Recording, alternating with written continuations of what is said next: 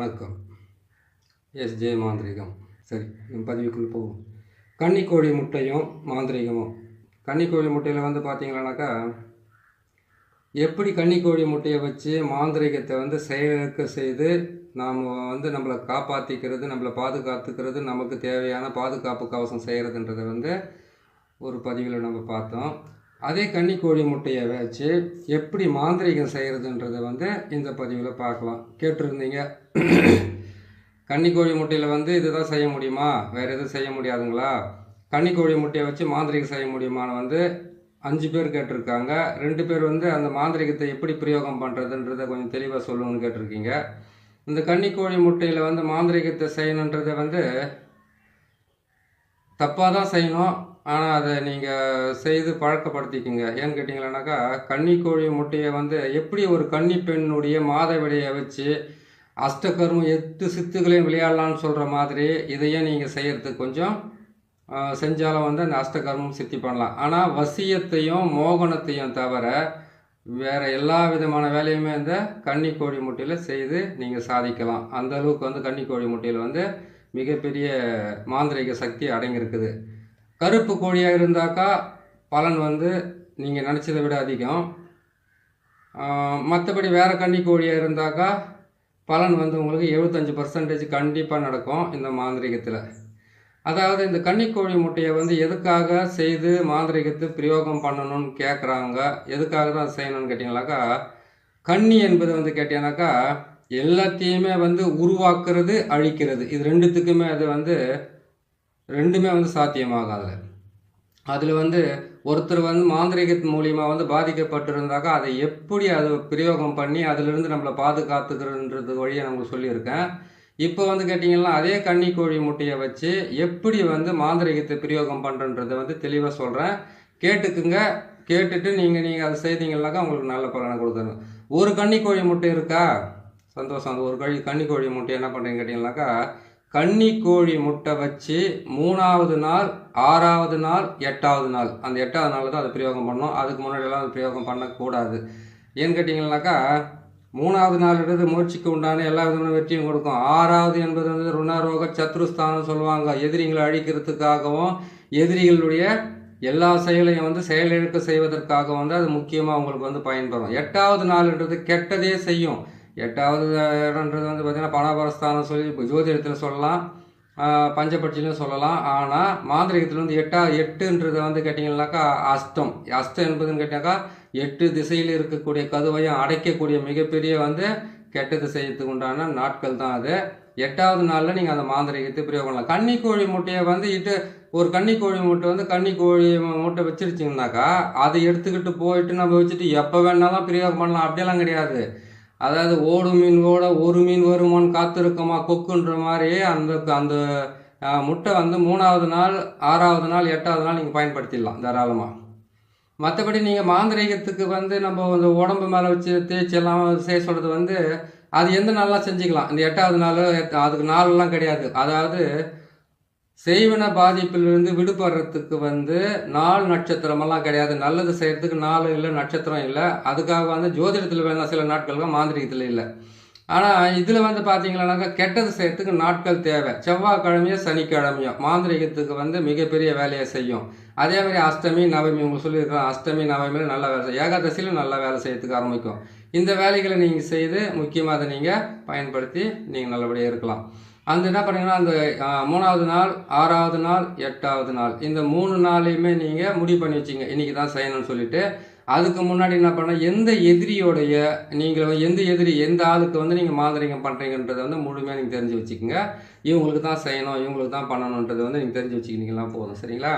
அவங்களுடைய பேர், அவங்க அம்மா பேர், அவங்களுடைய வம்சத்தில் இருக்கிற எல்லாருடைய பேர், ஆனால் அவங்க குலதெய்வம் பேர் கண்டிப்பாக தேவைப்படும். ஏன்னு கேட்டிங்கன்னாக்கா, அந்த குலதெய்வம் இல்லாமல் உங்களால் எந்த மாந்திரிகத்தையும் கன்னிக்கோழி முட்டையை வச்சு உங்களால் சாதிக்க முடியாது. குலதெய்வத்தினுடைய பேர் தெரிஞ்சிருக்கணும். எந்த தெய்வத்தை அவங்க வணங்குறாங்க, எந்த தெய்வத்துக்கு அவங்க பலி கொடுக்குறாங்க, எந்த தெய்வத்தை சைவமா அசைவமா அவங்களுடைய விஷயம் என்னன்றதை தெளிவாக தெரிஞ்சு வச்சுக்கணும். அதே மாதிரி கேட்டிங்கன்னாக்கா, இந்த கன்னிக்கோழி முட்டையை நீங்கள் யூஸ் பண்ணி நீங்கள் ஜெயிக்கணும்னு கேட்டிங்கன்னாக்கா, ஹரிச்சந்திரன் இருக்காங்க பார்த்தீங்களா, மயானத்தில் அந்த இடுகாட்டில் அந்த ஹரிச்சந்திரனுடைய இது சொல்லுவாங்கள்ல பார்த்தீங்களா, அந்த கதை சொல்கிற இடத்துல இருக்கக்கூடிய ஒரு சிலை ஒன்று வச்சுருப்பாங்க. அங்கே இருக்கிற மண் கண்டிப்பாக தேவைப்படும். அந்த மண்ணை எடுக்கிறதா இருந்தால் வலது கையில் எடுக்கக்கூடாது, இடது கையில் தான் எடுக்கணும்.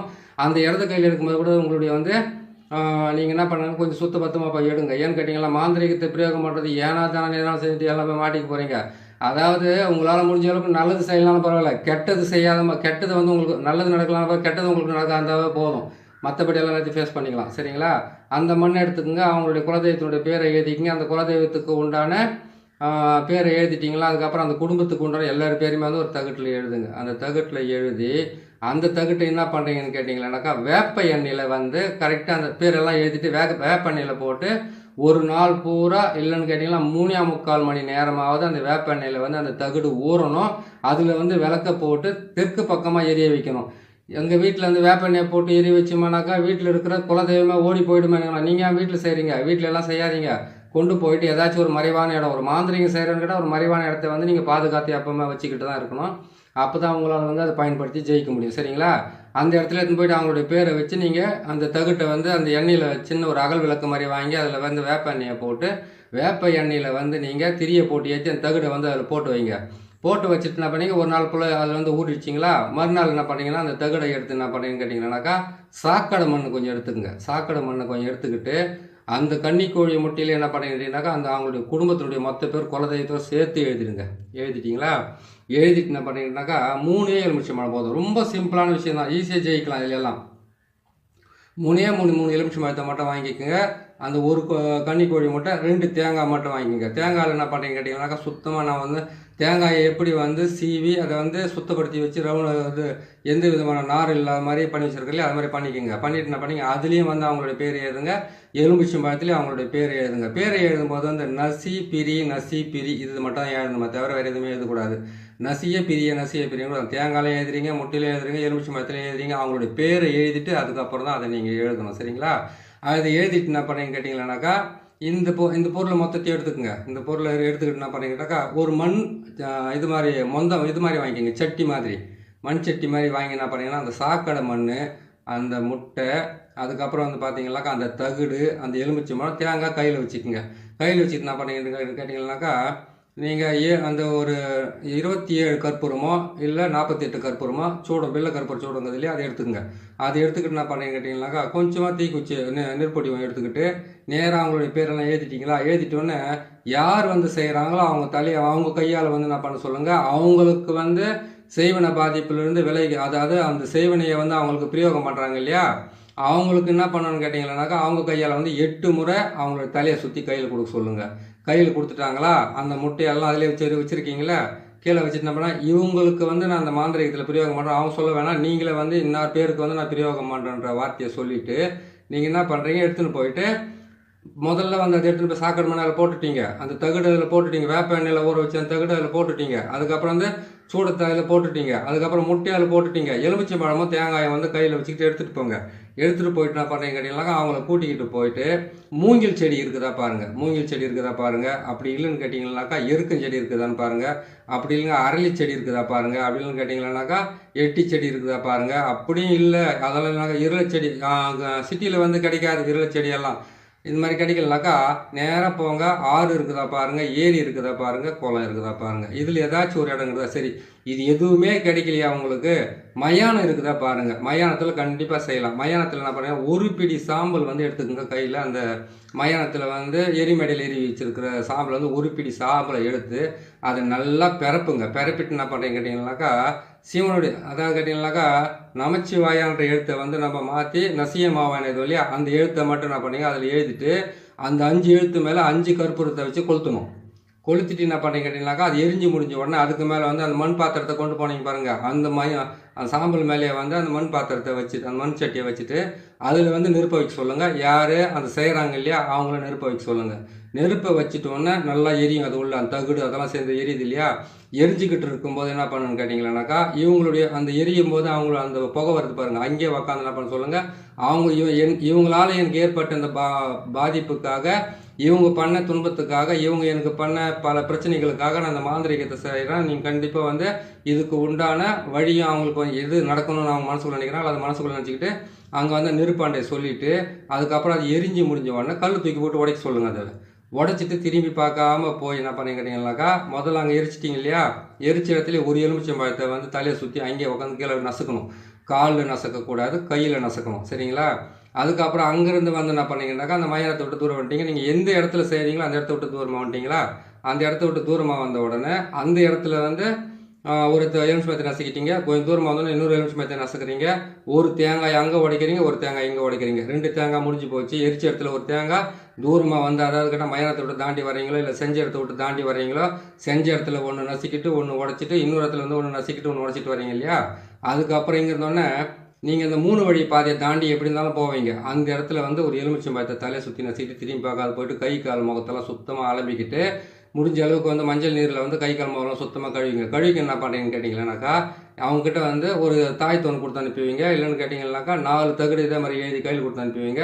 கிழக்கு, மேற்கு, வடக்கு, தெற்குன்னு சொல்லக்கூடிய 4 திசையில் வந்து 4 தகடு கொண்டு போயிட்டு வேப்ப மரத்தில் அடிக்க சொல்லுங்கள். அவங்க வீட்டிலேருந்து கணக்கு போட சொல்லுங்கள். வீட்டிலேருந்து கிழக்கு, மேற்கு, வடக்கு, தெற்கு 4 பக்கத்தில் 4 தகடு அடிச்சுட்டு வர சொல்லுங்கள். மாந்திரிகத்தில் வந்து நீங்கள் என்ன நினச்சி செய்கிறீங்களோ, ஆனால் ஒன்று கொல்லலாம்னு நினைக்கிறத விட்டுட்டு, அழிக்கலாம்னு நினைக்கிறத விட்டுட்டு நீங்கள் எது வேணாலும் செய்யுங்க. ஏன்னு கேட்டிங்களானாக்கா, அது கொல்றதுன்றது வந்து பார்த்தீங்களானாக்கா, சிவனுக்கு செய்கிற தப்பை விட சக்திக்கு வந்து பிடிக்காது. மரணத்தை கொடுக்குறதுனா பெண்ணை கற்பழிச்சவன், பெண்ணை ஏமாத்தினவன், கொலைகாரன், அதுக்கப்புறம் கேட்டால் கொள்ளைக்காரன், அதுக்கப்புறம் கேட்டிங்கனாக்கா ஊர் வாய் அடித்து ஒலையில் போட்டவன், ஊரை கெடுத்து நாசம் பண்ணவன், அதே மாதிரி ஒரு குடும்பத்தை அழிக்கிறதுக்கு காரணமாக இருந்தவன், இவங்களுக்கு வேணால் கூட மரண தண்டனை கொடுக்கறதுக்கு நீங்கள் செய்தீங்கன்னா கரெக்டாக வேலை செய்யும். ஆனால் இது வந்து கேட்டிங்கன்னா அவங்க வந்து எதிரிங்களை வந்து அழிக்கிறதுக்காகவும், எதிரிங்களுடைய தொல்லையிலிருந்து நீங்கள் விடுபட்டு வெளியில் நிற்கிறதுக்காகவும், அவங்க எது செஞ்சாலும் அவங்களுக்கு வந்து பலிதமாகாமல் இருக்கிறதுக்காகவும், அவங்களால் ஏற்பட்ட பல துன்பங்களிலிருந்து விடுபடுறதுக்காக உங்களுக்கு இது பக்கபலமாக இருக்கும். இதை செய்து முடிங்க. இது செய்து முடித்து கொடுத்தீங்கன்னாக்கா உங்களுக்கு ரொம்ப நல்லபடியாக நடக்கும். கன்னிக்கோழி முட்டையில் வந்து செய்வனை செய்கிறது எப்படின்றது உங்களுக்கு சொல்லியிருக்கிறேன். இதை பார்த்து செய்யுங்க. மற்றவங்களும் செய்து கொடுங்க. நீங்களும் செய்து நல்லா இருங்க. நீங்கள் கேட்டது நான் போட்டு கொடுத்துருக்குறேன் பாருங்கள். நல்லபடியாக பார்த்து செய்து முடிச்சுக்குங்க. உங்களுக்கு பிடிச்சிருக்குன்னு நினைக்கிறேன். பிடிச்சிருந்தால் சப்ஸ்கிரைப் பண்ணுங்கள், லைக் பண்ணுங்கள், ஷேர் பண்ணுங்கள். ஏன்னு கேட்டிங்களானாக்கா, நீங்கள் கேட்குறதெல்லாம் உடனுக்குடனே போட்டு கொடுக்குறேன். அதே மாதிரி நான் கேட்குறது நீங்கள் வந்து ஒரு என்கரேஜ் பண்ணுற மாதிரி செய்து வைங்க. சரிங்களா? பிடிச்சிருந்தால் செய்யுங்க. இன்னொரு நல்ல பதிவில் சந்திக்கலாம். நன்றி, வணக்கம்.